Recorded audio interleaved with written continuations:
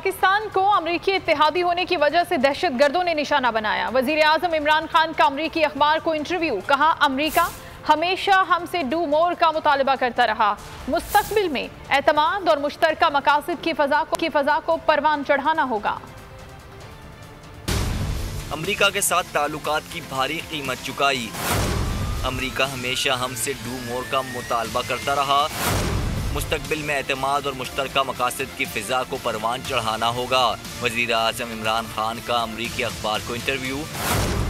इमरान खान का कहना था अमरीकी इत्तेहादी होने की वजह से दहशत गर्दों ने पाकिस्तान को निशाना बनाया। अमरीका के मुतालबे पर पाकिस्तानी हुकूमत ने बिसात से बढ़कर काम किया। पाकिस्तान के अमरीका के साथ हमेशा करीबी ताल्लुकात रहे।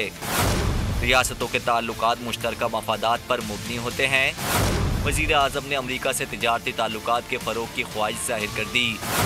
मज़ीद कहा कि पाकिस्तान की जुग्राफियाई अहमियत से इनकार नहीं किया जा सकता। भारत के मुकाबले अमरीका से अच्छे ताल्लुकात हैं।